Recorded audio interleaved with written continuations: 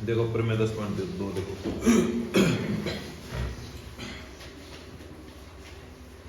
भाई ये बिंदु से वर्त पर खींची गई स्पर्श रेखाओं की लंबाई क्या होती है बराबर। ये हमको सिद्ध करना है कि कोई वर्त है उसमें कोई बाह्य बिंदु है और इस बाह्य बिंदु से क्या खींचनी है स्पर्श रेखा और स्पर्श रेखा ए डी कर लेते हैं इसको ओ कर लेते हैं इसको सी। ठीक है तो सिद्ध हमें करना है कि इन स्पर्श रेखाओं की लंबाई क्या होती है बराबर यानी आपको सिद्ध करना है ए सी बराबर क्या हो जाए सी डी। ठीक इसको इससे मिला लेते हैं ये ओ वर्ग की क्या है त्रिज्या। ठीक है ये रचना कर लेते हैं ओ को सी से मिला। पहले क्या लिखेंगे दिया है क्या दिया है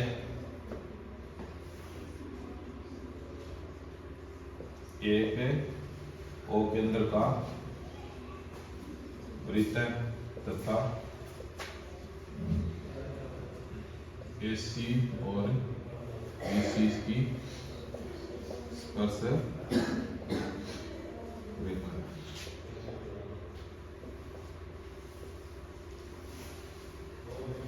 इसके बाद क्या करते हैं दिया के बाद सिद्ध करना है। क्या सिद्ध करना है इन दोनों स्पर्श रेखाओं की लंबाई क्या हो बराबर यानी कहने का मतलब AC बराबर क्या जाए BC। ठीक है रचना की है हमने रचना क्या की है O को C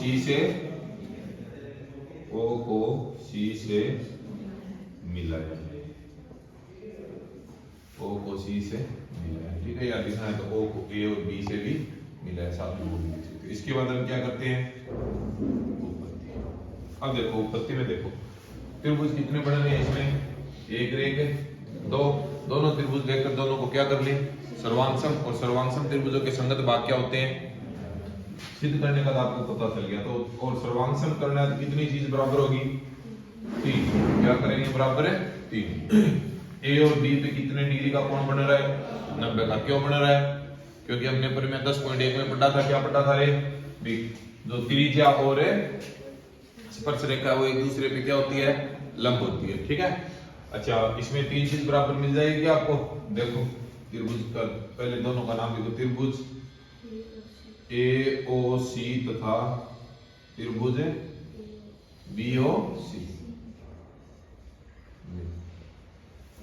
एक तो इसको पता ही आपको कौन ए और कौन बी कौन ए को कौन दो मान लेते इसको कौन एक बराबर कौन है कहां से पर में 10.1 से या आप ऊपर में लिख देना इसमें ओ ए बराबर ओ बी बराबर ओ बी क्यों है वर्त की क्या है दोनों वर्त की त्रिज्या। और तीसरा OC बराबर है अब OC बराबर OC क्यों है उभयनिष्ठ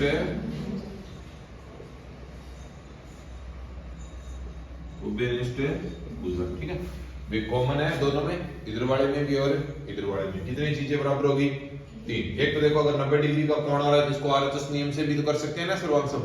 ये जहां 90 डिग्री कोण आए आपको पता है वो कौन सा त्रिभुज होता है समकोण होता है तो आप कौन सा नियम लगा सकते हो RHS। ठीक है या आपको इसको SCS के द्वारा भी लिख सकते हो तो बाई RHS। ठीक है तो त्रिभुज AOC सर्वांशम है त्रिभुज BOC और सर्वांशम त्रिभुजों के संगत भाग क्या होते हैं तो आपको जो सिद्ध करना है वो देखो AC बराबर है अतः AC बराबर BC। इन दोनों त्रिभुजों के भाग है क्या AC इसमें भी आता है और BC। अच्छा दोनों बराबर कैसे हुए बाई CP यानी सर्वांशम त्रिभुजों के संगत भाग बराबर होते हैं। ये प्रमेय आपकी। अब ऐसे तो क्वेश्चनों में काम में लेंगे इनको तो ये याद ही रखनी पड़ेगी आपको कि जब भी कोई वर्ग है उसकी दो स्पर्श रेखाएं हैं उनकी लंबाई हमेशा क्या होती है। कहने का मतलब वर्ग पे आप जितनी स्पर्श रेखा खींचोगे एक बिंदु से बाह्य बिंदु से वर्ग पे आप स्पर्श रेखा खींचोगे उनकी लंबाई हमेशा क्या रहेगी बराबर। अगर ये आपको सिद्ध करवाने के लिए बोले तो आपको ऐसे सिद्ध करना है इसको। कोई दिक्कत कर लोगे आसानी से। आगे देखो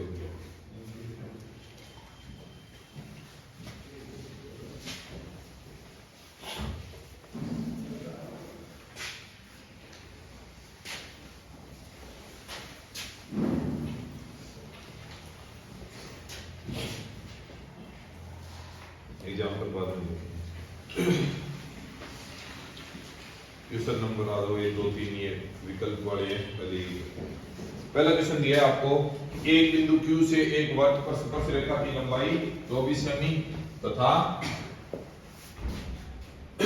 Q से दूरी 25 सेमी है, तो वर्त की त्रिज्या होगी। देखो इसमें बना के देखो, पहले एक वर्त है,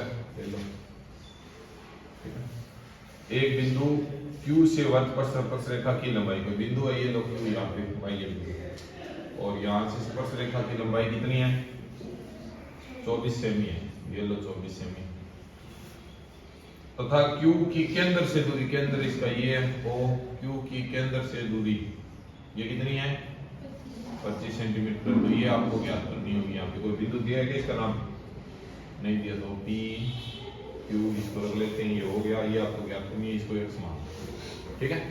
सीधा सा बता आपको ये क्या बनेगा 90 डिग्री बनेगा ना, समकोण त्रिभुज हो गया, त्रिभुज OPQ में अगर ये FSM है तो आप सीधा निकाल के देखो, ठीक है। ये अपने रफ में सीधा निकालना करने का पूरा तरीका जरूरी नहीं, लेकिन अगर सीधा क्वेश्चन ये देख के पूछे तो पूरा तरीके से लिखना पड़ेगा। यानी OPQ समकोण त्रिभुज में कर्ण स्क्वायर PQ स्क्वायर नहीं सॉरी OQ स्क्वायर, कर्ण क्या है OQ स्क्वायर बराबर आधार प्लस लंब क्या हो गया इसका, ठीक है। OQ अपने पास कितनी है 25 की स्क्वायर बराबर PO ज्ञात करना है x की स्क्वायर प्लस PQ कितना है 24 की, 25 की स्क्वायर कितना होता है और 24 का स्क्वायर कितना होता है, ये इधर में क्या हो गया, तो कितना बचेगा x स्क्वायर बराबर कितना आएगा 49 और x का मान कितना आएगा फिर 7 सेंटीमीटर, क्योंकि स्क्वायर इधर जाएगा तो क्या बन जाएगा रे √, और 49 के वर्गमूल का मान कितना होता है 7, ठीक है। कोई दिक्कत ऑप्शन से आएगा तो आप इसको सीधा रफ कर सकते हो, 7 से नहीं आ जाएगी। आगे वाला देखो, आकृति 10.11 में यदि TP TQ आकृति बनाई हुई है, बना लो। देखो भाई ये बिंदु P है, एक स्पर्श रेखा ये इसकी और एक स्पर्श रेखा इधर है, ठीक है। और ये बिंदु O है, इससे इधर है, ठीक है, इधर है, और ये हो गया, ये कितना दिया 110, ये P दिया, ये P दिया, ये Q दिया। तो आपको ज्ञात करना है कोण PPQ, इनमें लिखना सब में ये दिया हुआ है, सिद्ध करना है या सिद्ध नहीं है तो वहां पे ज्ञात लिखा हुआ है तो ज्ञात करना है, और प्रतिबोध करना ही करना है, इन सब में, इसमें भी करना है, अगर सीधा क्वेश्चन आता है तो इसमें भी करना है, ठीक है। हाँ, तो आपको पता है यहाँ पे कितने डिग्री बनेगा, यहाँ पे कितने बनेगा, इसको ज्ञात करना है, इसको क्या मान लेते हैं इधर सर, एक क्या बन गया ये, इसके अंतर कोणों का योग 300, कोण P 1 2 3 मानना है, 1 2 3 मान लेते हैं, 1 2 मान लेते हैं उसको 100, कोण 1 प्लस कोण 2 प्लस कोण 110 प्लस कोण x बराबर 360 ब्रैकेट में लिख देना। अब 1 2 का मान आपको पता है कितना है 90 प्लस 110 प्लस बराबर 300, टोटल कितनी हो गई 90 और 90 180 और 110,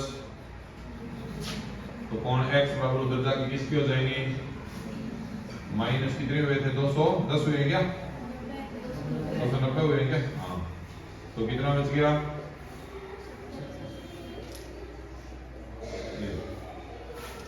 ठीक है। कोई दिक्कत आराम से हो जाएगा। रफ में करना है तो आप सीधा निकाल दोगे, सीधा वैसे ही जोड़ के माइंड में जोड़ के कर लेना, ये रफ में निकालना है 90 90 110 290 360 से घटाओगे तो आप में आप ही हो जाएगा। आगे देखो,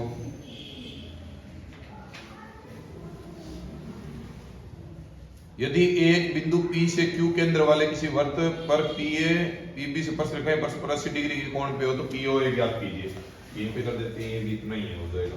यदि एक बिंदु P से O केंद्र वाले किसी वृत्त पर, पहले तो कोई वृत्त अपने पास, ठीक है, O केंद्र वाला वृत्त है, कोई बिंदु P है, बाहर है क्या, PA PB स्पर्श रेखा है, ये लो PA, इधर क्या है PB, ठीक है, ये स्पर्श रेखा PA E, ठीक, वही होना इसका आकृति वही बनी है 90 ये 90, ये ज्ञात करना होगा शायद, ये दिया है क्या फिर 80 डिग्री। परस्पर दोनों स्पर्शरेखाओं के मध्य कोण तो यही बनेगा, तो वही हो जाएगा 90 90 80 ये बन जाएगा। 360 में से माइनस करो कितना आएगा,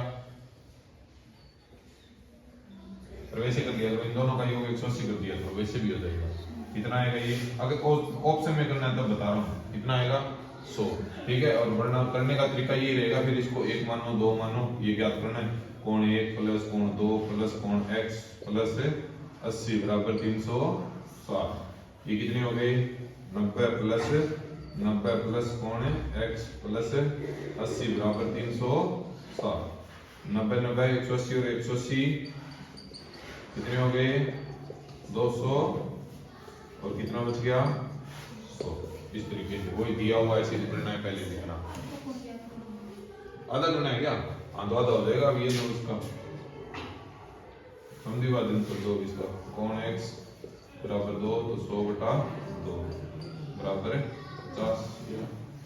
ये हमने बीच में कोई एक रेखा है जो O का क्या कर रही है, विभाजन कर रही है, ठीक है। तो ये क्या हो जाएगा, फिर कोण का भी आधा हो जाएगा। अगर रेखा पूरे कोण को आधा कर रही है तो ये आ जाएगा आपको कितना डिग्री 50। तो इसका आंसर कितना आएगा 50। ऑप्शन में देख लो कौन सा है।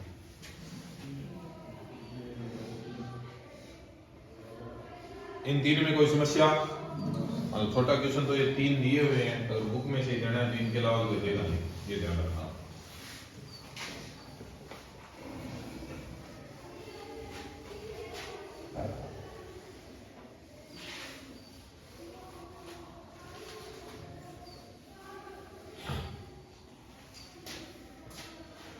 चौथा देखो, एक दो कर लेते हैं छोटे छोटे ही। सिद्ध कीजिए कि किसी वर्त के किसी व्यास के सिरों पर खींची गई स्पर्शरेखाएं क्या होती है। किसी वर्त के व्यास के सिरों पर खींची गई स्पर्शरेखाएं क्या होती है रे, समांतर। समांतर सिद्ध करना है, मतलब इनके बीच में कितना डिग्री कौन सिद्ध करते हैं इसको 180 कर दें तो बीच में एक सरल रेखा आ जाएगी, और सरल रेखा अगर बीच में तो पता है ना दोनों रेखा क्या होती है फिर समान, ठीक है। तो ये कोई केंद्र बिंदु O है, यहाँ पे आपको पता है कोण 1 लिख देते हैं, यहाँ पे कोण है 2, इसका कोई नामकरण करना है कर लो, A B, ये कोई स्पर्श बिंदु PQ कर लेते हैं, इसको CD कर लेते हैं। दिया हुआ है वर्त का एक है व्यास है तथा उनके सिरों पर क्या है स्पर्श रेखा, लिख लोगे दिया है। उसके बाद सिद्ध करना है AB समांतर है CD, समांतरित करनी है दोनों को, तो सिद्ध करना क्या लिखोगे AB समांतर है CD, और उपपत्ति करेंगे। उसके बाद उपपत्ति में देखो कोण 1 बराबर कितना डिग्री है, कोण 2 बराबर कितना है, दोनों 90 क्यों है पर में, हाँ वो लिख देना आप 10.1, ठीक है। और अब आप करते हो कोण 1 प्लस कोण 2 बराबर 90 प्लस 90, इक्वेशन 1 2 मान की कर लो या सीधा 1 2 प्लस लिख दो। तो कोण 1 प्लस कोण 2 बराबर कितना हो गया 100। अब कोण 1 और 2 180 हो गया, तो कहने का मतलब POQ क्या बन गई, एक सरल रेखा। और अगर ये POQ एक सरल रेखा है क्योंकि इन दोनों के बीच की रेखा है, तो कहने का मतलब सीधा सा इनकी समांतर हो गई, क्योंकि बीच की दूरी तो सेम ही रहेगी। अब इनके सरल रेखा है तो ये तो है नहीं भी, ये सरल रेखा ऐसे तो है नहीं कि बीच में इधर जाएगी फिर इधर आएगी फिर इधर जाएगी, ऐसे तो बनेगी नहीं। सरल का मतलब सीधी जाएगी, चाहे कितनी हो इनके बीच में ये व्यास चाहे कितना ही हो रहेगा तो इक्वल ऊपर वाले और नीचे वाले के बीच में, तो दूरी बीच की समान है, तो मतलब दोनों रेखाएं क्या है समांतर। ये इतना आपको सिद्ध करना था। इसे आगे बढ़ा देखो, सिद्ध कीजिए कि स्पर्श बिंदु से स्पर्श रेखा पर खींचा गया लंब वर्त के केंद्र से होकर जाता है। सिद्ध कीजिए कि स्पर्श बिंदु, तो ये स्पर्श कोई बिंदु है P, ये कोई केंद्र O है, यहां से होकर जाता है, मतलब पूरा थोड़ा आगे बढ़ा लेते हैं, ये R हो गया, इसको कोई और नाम दे लो, A भी दे लो। अब दिया हुआ क्या लिखना है, AB कोई स्पर्श रेखा है, O वर्त का केंद्र है, P स्पर्श बिंदु है, हो जाएगा। दिया हुआ ज्ञात करना है या सिद्ध करना है, सिद्ध करना है, क्या करना है सिद्ध, OP, हाँ OP कर लो। OP क्या कर रहा है इस पे, नहीं क्या बोला इसने, ये लंब है वो केंद्र से होकर जाता है ना, ये लिखना पड़ेगा इसको। इसने ये लिख बोला है कि सिद्ध कीजिए कि स्पर्श बिंदु से स्पर्श रेखा पर खींचा गया लंब वृत्त के केंद्र से होकर जाता है। ओपी वृत्त के या लंब ओपी वृत्त के केंद्र से जाता है या गुजरता है। ठीक है, कोई दिक्कत? हाँ, अब देखो इसमें अपने को इतना तो पता है ना, ये यहाँ पे कितना डिग्री का कोण बनाएगा, तो हम क्या लिखेंगे, ओपी लंब है एबी पे लिखेंगे ना। और इतना भी तो पता है, अगर ओपी लंब एबी पे है तो ओपी कहां से जा रहा है, इसी स्पर्श बिंदु से ही तो गुजरेगा। या आप ये भी तो लिख सकते हो, फिर ओपी लंब है तो आरपी भी तो क्या है, आरपी भी तो क्या है। अब ओपी जब लंब एबी पे है, ओपी कहां से गुजर रहा है, स्पर्श बिंदु से गुजर रहा है, तो कहने का मतलब फिर आरपी भी कहां से गुजरेगा, लिख देना बस नीचे ही सेम बात। अतः जो लंब है या इसको ओपी पूछा तो ये ऑपोजिट करना पड़ेगा, आरपी वाला पहले ओपी वाला नीचे। मैंने आरपी को कर दिया पहले, आरपी लंब है किस पे, एपी पे, तो ओपी भी लंब है किस पे, एपी पे। अतः लंब कहां से जाएगा, वृत्त के केंद्र से गुजर रहे। ठीक है, सीधा सा है कि जब आपकी पूरी भुजा है ये यहाँ से गुजर रही है, तो इसकी ये मान लो आधी कर रहा है, तो आधी भी कहां से जाएगी, पूरी जहां से जा रही है वैसे ही तो जाएगी, कोई अलग तो नहीं लेके। ये एक ही तो रेखा है, आरपी है, कोई क्या है उसके बीच में से क्या है, ओपी है। ठीक है, कोई दिक्कत? बस ये 2 लाइन लिखनी है आपको, इसमें कुछ नहीं करना। एक और कर लेते हैं, छठा इसका उदाहरण है ये। ये छोटी छोटी क्वेश्चन है, अगर 1 नंबर का बताया क्या इसमें से 1 नंबर का आएगा, छोटे क्वेश्चन है तो इनका पता नहीं होता ना, इसमें कोई टाइम तो लगता नहीं है करने में। चलो देखो, एक बिंदु ए से जो एक वृत्त के केंद्र से 5 सेमी दूरी पर है, एक बिंदु ए से जो एक वृत्त के केंद्र से, कोई बिंदु ए है जो वृत्त का क्या है, केंद्र। ये लो, कोई वृत्त का केंद्र है और बिंदु ए है, इनकी दूरी दी है क्या, 5 सेमी। आगे देखो, वृत्त की स्पर्श रेखा की लंबाई 4 सेमी है, कोई भी वृत्त की स्पर्श रेखा बनाई है उसकी लंबाई कितनी है, 4 सेमी है। 90 डिग्री हो जाएगा यहाँ पे, ये 4 सेमी है, ये कितना है, 5 सेमी है, ये क्या हो जाएगा, XOAB। वृत्त की त्रिज्या ज्ञात कीजिए, तो इसमें कोई दिक्कत आएगी क्या रे? पहला क्वेश्चन क्या था, ऑप्शन वाला वो सेम ही तो ये है, तो पहले दिया हुआ लिखोगे, फिर सिर्फ क्या करना है, ओबी की लंबाई, और फिर उत्पत्ति करनी है बस इसमें सीधी। उत्पत्ति में क्या लिखोगे, समकोण त्रिभुज OBA में, नाम ध्यान रखना, समकोण त्रिभुज लिख रहे हो तो कोण जो जिस पे समकोण बना है वो बीच में आएगा, ये ध्यान रखना, इसको बी हो ये मत कर देना, गलत होगा फिर। ठीक है, समकोण त्रिभुज OBA में पाइथागोरस प्रमेय से लगाओ कर्ण स्क्वायर, कर्ण क्या है इसकी, OA स्क्वायर है इसके सामने, और आधार OP स्क्वायर है प्लस लंब BA स्क्वायर है, OA स्क्वायर का मतलब 5 की स्क्वायर है 25, OP स्क्वायर का मतलब है x स्क्वायर प्लस BA का 4 है 16, ये इधर आएगा 16, तो x स्क्वायर बराबर क्या हो जाएगा, 25 माइनस है 16, और x स्क्वायर बराबर कितना बचेगा, 9 स्क्वायर इधर जाएगा तो रूट का 9 कितना आएगा, 3 सेंटीमीटर। बताओ कोई समस्या, आराम से कर लेना।